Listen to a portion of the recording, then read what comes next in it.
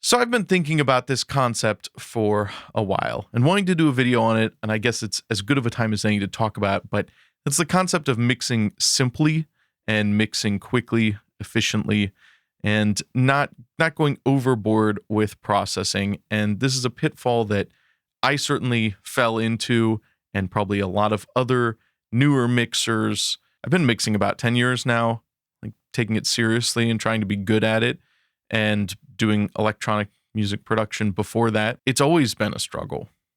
It's never been easy. I've driven myself crazy just overanalyzing stuff, and also probably just sometimes ruining productions with too many plugins, too many effects. I know a lot of people say it. I'll say it again. Get it right at the source. If you hate your guitar tone, you're not going to love it with EQ. No matter how many you throw on there, no matter how many expensive plugins you throw at it, if it's a bad guitar tone, re-record it, reamp it, use a different amp sim, do something.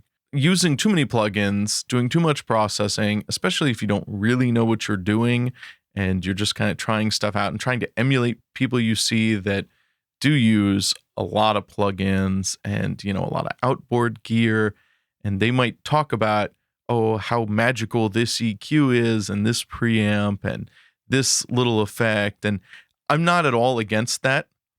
Just to be clear, I think there's a time and a place for it.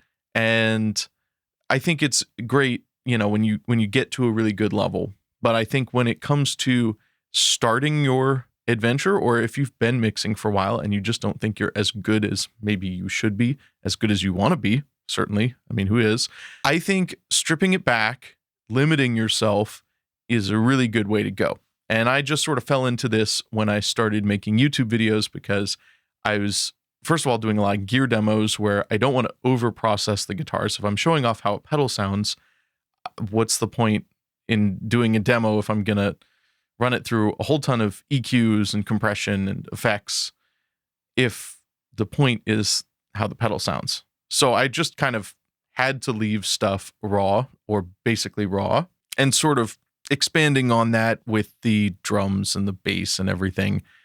Everything is stripped down from maybe what I would do if I was trying to write an album or produce mix for other people, for clients. It's just something I stumbled into. And also when you're making videos and you've got a tight deadline, I put out a lot of songs. I rarely reuse demo tracks. I try to keep them different because that, I think, makes things more interesting. It certainly does for me, and hopefully for you too. I ended up with about an hour worth of demo tracks in 2021, like 23 songs or something. And I'll have a similar amount this year. So, I put out a song basically every 2 weeks. It's by and large instrumental guitar jams to show off a pedal or a plugin, a drum library, whatever. Nonetheless, I try to make them as good as I can, allowing yourself to just write and not worry too much about whether or not this is the best riff in the world is also really an important skill for songwriters, but that's kind of a different topic. What I'm trying to say is use only the plugins you really need. If you need a compressor, use a compressor, but be sure that you need a compressor and that you're not just putting it on there because everything needs a compressor. And I try to keep the EQ as minimal as possible. And if you do have anything that looks drastic or sounds drastic, try pulling it back or disabling it and see, is it really improving it? And, maybe make it less aggressive, or sometimes just turn it off. Now, I do think high and low filtering on guitars is pretty essential, and I will often tame some harsh resonances. And that goes for whether I'm using expensive gear or cheap gear. So you may get more on cheaper gear, but typically 1 or 2 points of notching out some nasty resonances will go a long way. And you don't need to totally reshape your guitar tone, just take out some frequencies that are annoying. Also for drums, especially if they're programmed, they're usually going to be processed already, somewhat, hopefully mildly. And it's a matter of maybe doing a little EQ, a little compression, but not more than you need. You don't need to compress the hell out of them. You don't need to EQ them to death. If it sounds that bad, maybe try some different drums. Or maybe it's not the drums, it's your ear.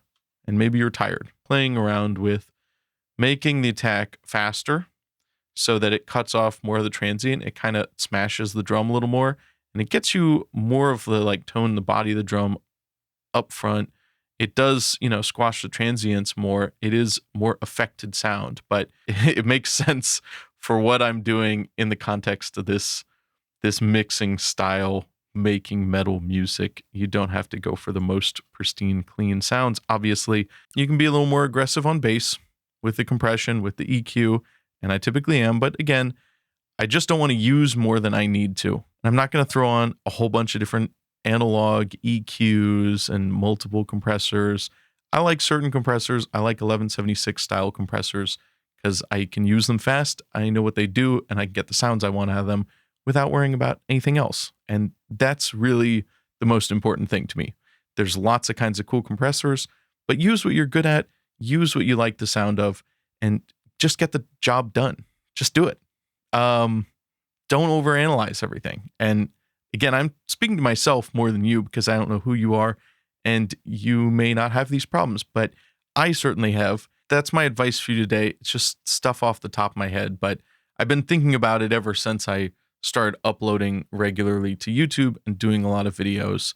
Is I just noticed that when I forced myself to keep it simple and put stuff out and not throw a bunch of effects on it, keep it as like dry, simple as possible, partly for the purpose of honesty in gear demos, that I realized that my mixes were often better and I had less problems. And I was like, how is that possible when I've been trying to learn advanced tricks and do cool stuff and get all this knowledge about different stuff, that when I really stripped it down, I started really making progress. So that's what I would do if I had to start over again, is just like focus on the music, the tones, the performance, the arrangement, and keep the mixing simple until you have the skills and the knowledge and the need to really ramp up the production and throw in some cool tricks. But even so many pros are not just throwing plugins at things because, it's got some special mojo. And don't use plugins just because you bought them. I have like so many plugins, and there's a lot that are probably great plugins that I'll never really need for the kind of music I do and the kind of productions I do and just my workflow. I mean, I just don't necessarily have the time to learn them and get good at them, see what they do, and master them enough to where I'm going to be able to use them quickly and know, hey, I need to grab this to fix this problem. So that's what I have to say on the topic right now. Maybe I'll do a more structured video on it at some point. I'd like to do a series of videos on mixing, but there's just so much to talk about, and I guess I'll just start somewhere and give you my thoughts, and hopefully you like them.